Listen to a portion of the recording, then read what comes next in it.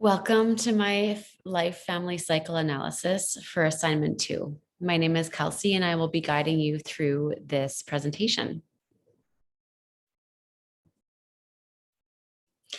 This is a look at my genome map. You can also refer to this genome map in the assignment document. Please feel free to pause at any time to look over the genome map. I have included two different legends.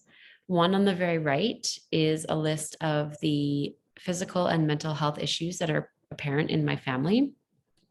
And I've also included a legend for the relational patterns that are important to note within my family on the left bottom side of the genome map.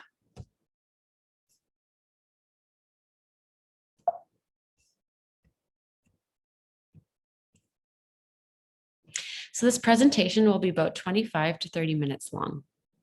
Again, feel free to pause at any time, refer to the transcript or the genome map when need be.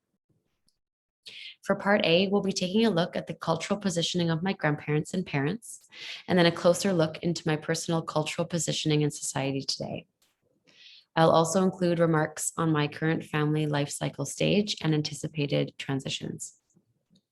For part B, I'll provide a description of 4 relevant family life cycle transitions, including the effects, responses, and influences on current family functioning.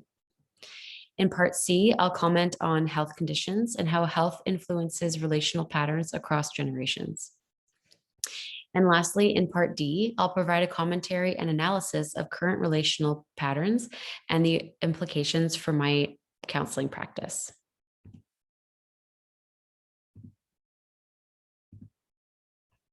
Part A, historical cultural positioning. So for my father's side, my opa and oma immigrated to Canada from Germany in 1958. They had 3 children and assumed traditional gender roles in their nuclear family. They lived in a middle-class neighborhood with access to education and healthcare. My opa worked as a carpenter to provide for his family, while my oma stayed home. My opa had a traditional view about how life should be led. He believed that men were to obtain university degrees and a well-paying career, while women were to take care of the family household and chores. On my mother's side, my grandmom and granddad moved to Canada from England in 1963. They had 6 children and also assumed traditional gender roles in their nuclear family. Although my grandmom stayed at home to raise the children, she eventually went back to work as a high school teacher when the youngest child was enrolled in school. My granddad believed children were to be seen but not heard. Therefore, my mother grew up learning to be quiet and to keep her emotions, feelings, and thoughts to herself. My granddad worked as a geologist until he died at the young age of 52 to cancer. Each family's set of values from Germany and England were similar to Westernized values. This helped a smooth transition into Canadian society. The values that these families shared includes a sense of duty, obtaining higher education, being non-emotional, fair, and objective, achieving financial success, and keeping the peace. Other factors that eased this transition included the fact that both families were non-religious, nor were they spiritual. Everyone identified as cisgendered and heterosexual, and both families were affluent and English-speaking. Although the families were unique, they had similar cultural intersections that helped them transition into Canadian culture, and neither family experienced much marginalization or other forms of oppression.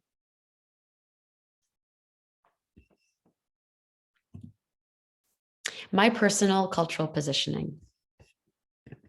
I identify as a heterosexual, cisgender white female who is spiritual, able, non-religious, and part of the upper to middle class system.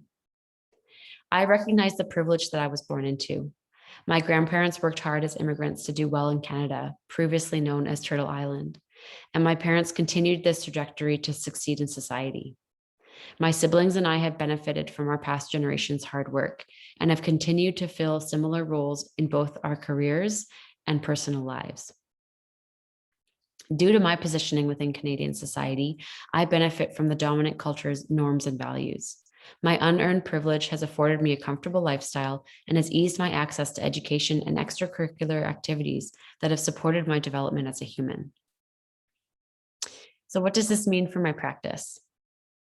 This means that I must be consistently aware of the ongoing effects of colonialism from which my family and I have benefited, which have also oppressed various communities and non-dominant groups across Canada.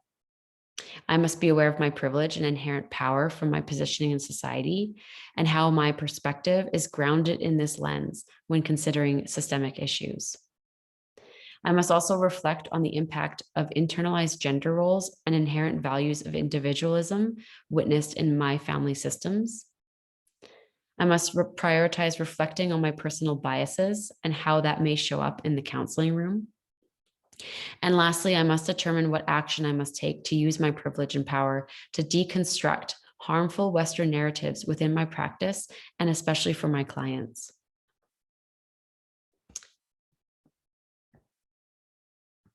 For my current family life cycle, in the present day, all of my siblings have moved out of the childhood home. My parents live in the same neighborhood in Edmonton, Alberta, and have remained friends since their divorce in 2006. As a family unit, we get together during Christmas and birthdays. We remain a close family, and there are few conflicts. My current family life cycle stage can be described as having met a moment of homeostasis, where there is little to no pull for change. Cola Pinto, 2019.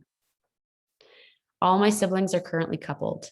My one brother is married, while my other two siblings are in relationships. I am currently single and focusing on my education and self-development.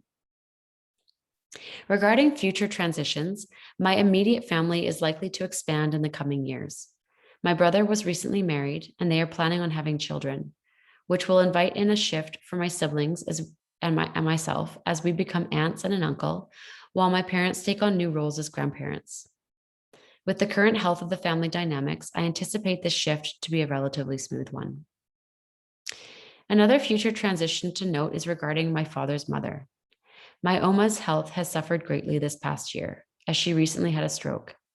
It is likely that her health will keep deteriorating and that she will pass away in the next few years. So how does this impact my counseling practice?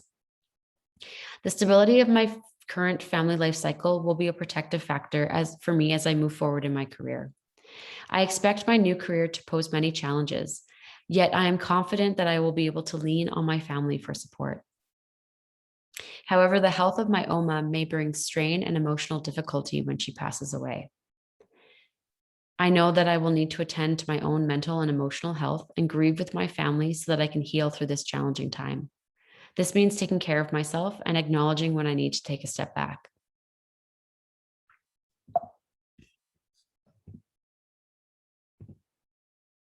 Moving into part B, family life cycle transitions. I will start with the timeline. I will begin with my sister's diagnosis with an eating disorder, which happened in 2004. Then we will move on to 2006 when my parents got divorced. The third family life cycle I will touch on is my Opa's passing, which happened in 2015. And then we will discuss my brother's marriage, which happened just this past fall, September 2022.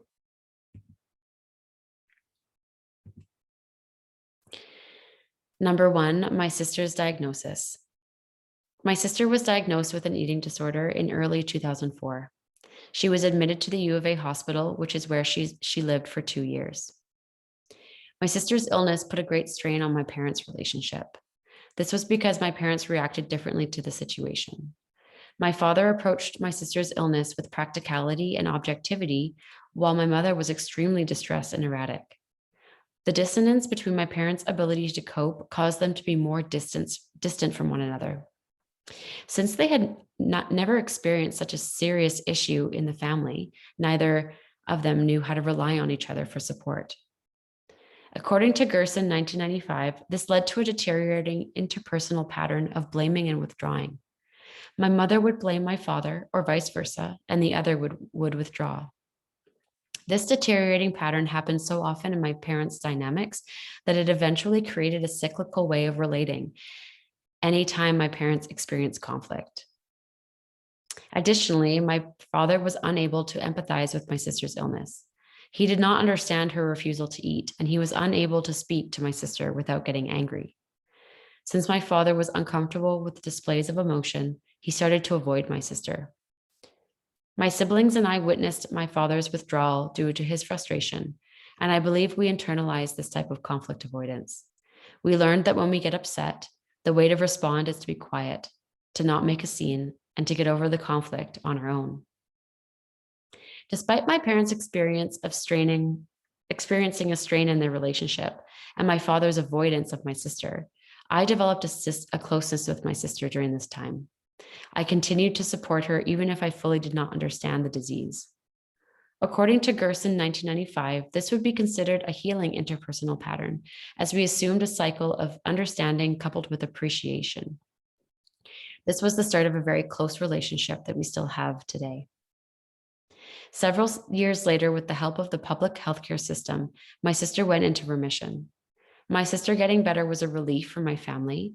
However, my parents marked this experience, understandably, as extremely stressful and somewhat of a pressure cooker for their marriage.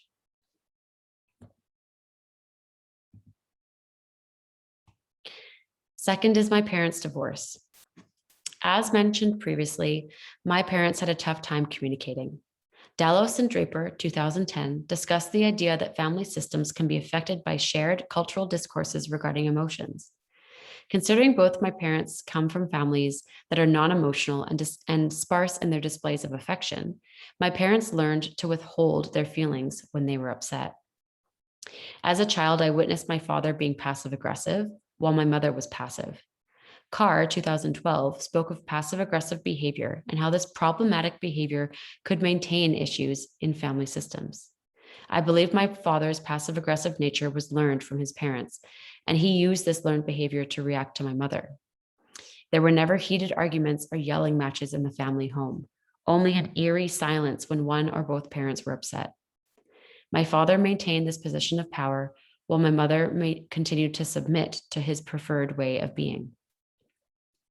In addition to my parents' tendency to be blaming coupled with withdrawing, another more subtle deteriorating pattern was expecting coupled with disappointing.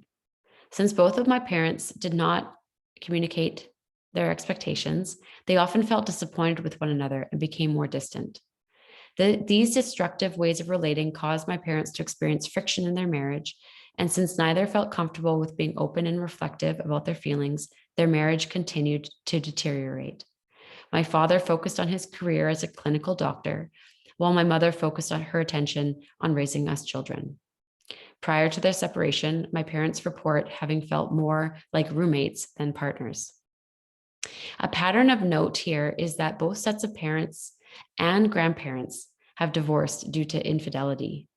Although these events are not spoken of, I can see the common pattern of criticizing or blaming, coupled with withdrawing in my family's history. Eventually, my mother, feeling deprived of love and attention, sought attention elsewhere and cheated on my father. Although my parents attended therapy for this situation, they could not work past it. 6 months later, my mother moved out. The last effect the divorce had on my family system was that my mother's siblings judged her for her actions. Most of them withdrew from my mother's life. Although my aunts and uncles treat my mother with respect in present day, she is often left out of family gatherings and feels like her siblings have never truly forgiven her. Overall, although the experience of my parents' divorce was uncomfortable, my parents broke themselves free from their cyclical, unhealthy way of interacting. According to Colapinto, 2019, this was considered a time of adaptation, where the family system shifted and accommodated new family dynamics. My parents worked hard to heal their connection after the divorce and are now good friends and great co-parents. I think the time spent healing themselves apart created a safer space for my parents to return to years later, and they learned to relate to one another in healthier ways. Carr 2012 discussed that children often develop resilience when good parental relationships are modeled after conflict. I believe this to be true of my siblings and I, in that we adjusted well to the divorce of my parents and have moved on in healthy ways. The third family life cycle is my Opa's passing. My Opa was a challenging man. He was strict, unemotional, and quiet. My Opa was conditional in his love and never verbalized his feelings towards his children. When my Opa was diagnosed with cancer in 2010, my father and his siblings took care of him because of their sense of duty and obligation. When my Opa eventually passed away, although there was a sadness felt by the family, there was also a sense of relief. My Opa was a tough man to please, and when he passed, my father and his siblings felt like they could be a little bit more like themselves without their father's judgmental eyes on them. After my Opa's death, my father realized the effect a father figure can have on his children. My father went through a period of self-reflection and started to reach out to us kids more often and started seeing his family members on a weekly basis. Using Gerson's 1995 model of interpersonal patterns, this healing pattern could be described as spending quality time coupled with felt feelings of love and acceptance. Although it was not verbalized, my father's use of quality time brought the family together and fostered a sense of closeness. This was a notable time of inner growth for my father, which also impacted us as his children. We noticed our father's ability to empathize and his growing need to be connected to his family. My father and his siblings began discussing the effects my Opa had on them, and together they began to open up about their feelings and past hurts. This marked a very healing time for my father's family. Lastly, we will speak of my brother's marriage. This past September, my oldest brother got married to his high school sweetheart. This was the first marriage in my immediate family, and it was a joyous time. The reorganization that occurred to welcome my sister-in-law was smooth and has enhanced the family dynamics. Considering my family is currently experiencing a homeostasis, this positive experience only amplified the feelings of belonging and love in my family. To celebrate the marriage, both my sister-in-law's family and our family went on vacation together in Hawaii.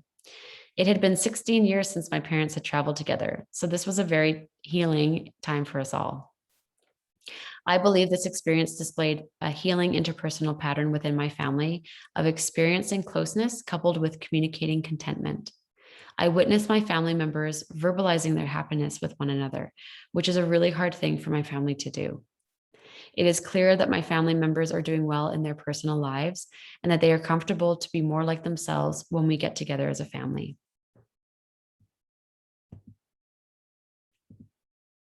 Part C.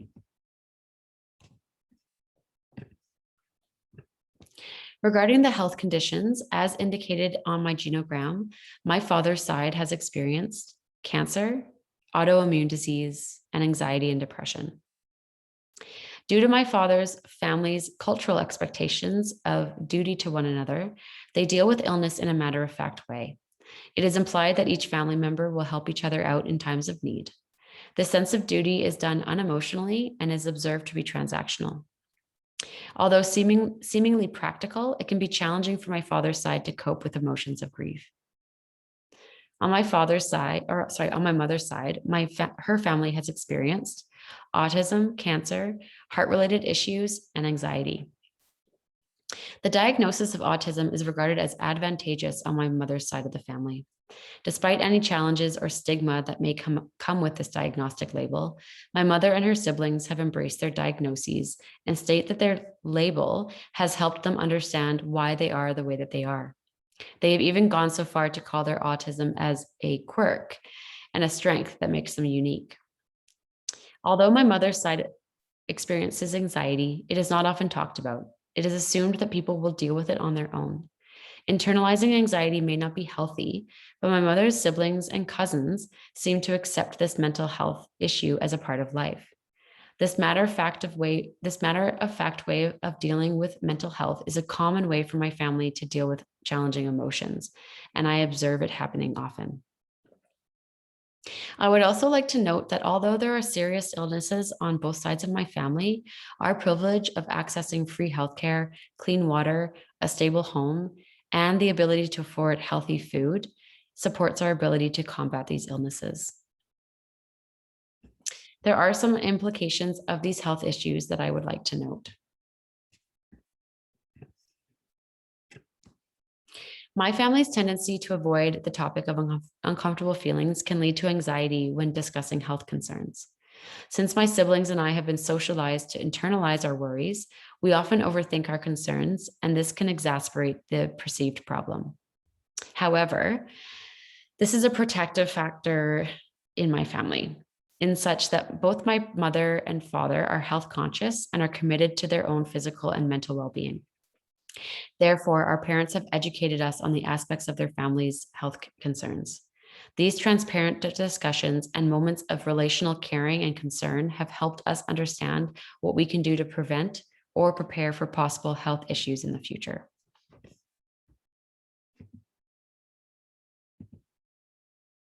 Part D, discussing current relational patterns. As previously stated, my immediate family is in a moment of homeostasis, which is a protective factor in my life. I would like to touch though on some sources of stress that have occurred in my family in the past several years.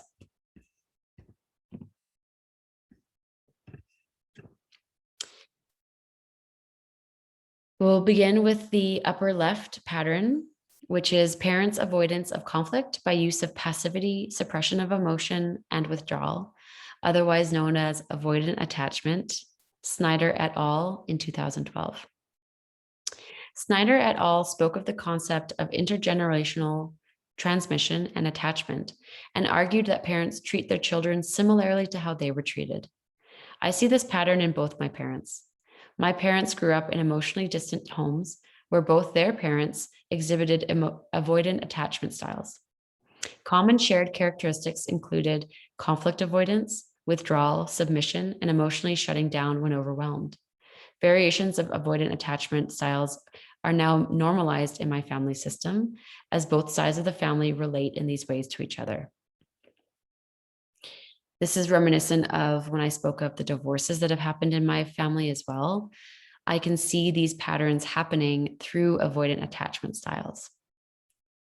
When I observe my siblings and I, we are all individually working on healing this attachment style in different ways. With past experiences of dysfunctional relationships and failed friendships, we are motivated to change our relational patterns. My sister and oldest brother are healing by going to therapy, while my youngest brother feels supported currently in a healthy relationship with his partner. For myself, I have been practicing approaching my parents and siblings with vulnerability and openness. I also attend therapy regularly and have learned about the types of people I can and cannot invite into my life. So there are certain people that trigger the avoidant attachment style in me. And so I am learning to lean into healthier bonds with my friends, family, and potential partners. I am proud that my siblings and I are using different environments to learn better ways of relating and then able to bring this learning into our relationships in our family system. I will now speak to the bottom left pattern, which is my father's tendency to communicate conditional love, a relational pattern passed down by his father. For as long as I can remember, my father has given love to his kids in return for acts of service. His love has felt conditional. For example, if I get a good grade, then I am good and my father loves me. If I clean my room and vacuum, then I am a good kid and my father is proud of me. Upon reflection, I see that my father was also treated this way by his father, so I understand where this behavior comes from. Like my Opa, my father used his power and passive-aggressive communication style while us kids quickly submitted and complied to my father's requests. My siblings and I recognize this cyclical pattern now as adults and bring this awareness into our relationship with our dad to not fall back into old patterns. We try to assert ourselves more often and express our intentions so that our father knows where we are coming from. To give my father credit, he has softened over the years. My father has put an intentional effort to be verbal about his feelings. The loss of his father helped put my father's old values into perspective, and he realized that they were not set in stone. You can really change if you try. My father has showed more empathy to us kids in the past 5 to 6 years, and it has been incredibly healing for our relationships with our father. Next, I will talk about the upper right pattern, which is siblings assuming complementary roles in the family system to get along with one another. Cola Pinto, 2019. I see how my siblings have each developed their own personality around being unique in the family system. I am quiet, passive, and patient, while my sister is commandeering, loud, and opinionated. My oldest brother is funny, gregarious, and somewhat bookish, while my younger brother is motivated, career-driven, and sarcastic. We each fit a role to be unique and noticed in the family, and our dynamics complement each other well. However, even though our roles in the family make relational sense, I see my siblings taking on different roles in their personal lives. It is notable that a family system may constrain a child to act a certain way to achieve attention and love, and that they may behave differently in their outside world to achieve similar feelings. Although this is not necessarily a bad thing, I do notice how I regress to being quiet and passive around my parents, while being assertive and talkative when at my workplace or with my friends. Lastly, I will speak of the bottom right pattern, the close relationship with my mother, who may be too dependent on her children for attention. As us children have grown into adults, my mother has relied on our support and attention over the years. Since my mother has been subservient over the years, she experienced a decline in her self-confidence. So my mother was the youngest of six children, and she was often left out of the siblings when they would play together. And this was compounded when my mother divorced my father, and most of her siblings took my father's side. So my mother has always felt like she's been left out. She's never felt of high priority to people. And so she has carried this feeling of low self-confidence and self-worth with her throughout her lifetime. My mother has attended therapy for 15 years, but has never really put in effort to change. This can be frustrating for us kids to observe her struggle, but we also know that we can't be the ones to fix her. My mother's codependency puts a strain on our relationship, as it is tough to navigate my mother's bid for connection while trying to maintain a sense of independence. Although I have enjoyed the shift from being a daughter to more like a friend with my mother, I am careful to maintain my personal boundaries.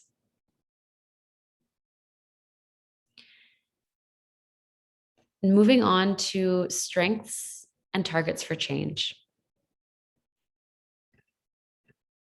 A strength that my family has is that we are committed to growth and development. We have begun to reflect on some of the dysfunctional patterns of relating to one another, and we are continually seeking to change and adapt to the continual shifts we face. I can proudly say that we are all doing deep work in our lived experiences to deconstruct the powerful narratives we have been taught regarding love, success, and conflict. We are all learning to communicate openly and to not run away at the sign of stress or conflict. Regarding targets for change, it is important to note the overarching theme in my family of demanding and expecting, coupled with withdrawing and allowing. This is a systemic interpersonal pattern that has spanned across generations on both sides of my family. To change this long ingrained dysfunctional pattern, I believe that the members of my family must continue to practice asserting themselves through dialogue and safe spaces and start to explore their own emotions and with each other. This may include using I feel statements to explain how we feel to each other. By learning to communicate effectively about each other's expectations and needs, there are more chances for empathy, understanding, and shared connection. And I have witnessed this happening recently in my family, and I am super proud of everyone for trying and succeeding in these little ways. Keeping in mind the current patterns in my family, there are several implications that I will keep in mind for my future counseling practice. First and foremost, I must remain culturally responsive and socially just. This means educating myself on cultural differences and how my clients' experiences of marginalization and oppression has affected their own lived experiences. I must also be aware of my privilege and power within society and how that can affect my approach to counseling models and interventions. Remaining conscious that my beliefs and values are grounded in the dominant culture's perspective will be important to reflect on when I meet clients who are not culturally similar to me. I will also have to be consciously aware of some of the triggers that may affect my counseling practice.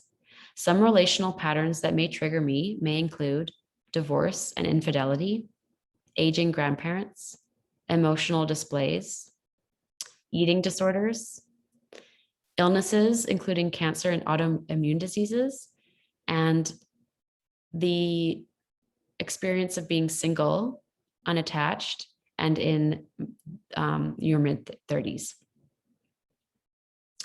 With this, I will need to keep an unknowing stance when it comes to interacting with clients. Moore's 2000 spoke of postmodernism and how truths are social constructions specific to one's personal experiences. This makes me realize that my truth may not be someone else's truth. Therefore, I must be aware of my personal assumptions and consciously separate my personal experience from those of my clients. Lastly, I will also use my experiences with family dynamics to know that families are complex, multifaceted systems. Given what I have learned through Friedlander's 2006 SOFTA considerations, including client safety, engagement, shared purpose, and the ever-important therapeutic relationship, I value the commitment to continually zoom in on the individual's experience and vulnerabilities, while also attending to zooming out to the relational dynamics going on in the family system. I look forward to the possibility of doing couples and family therapy in the future, even though right now it seems like a daunting task.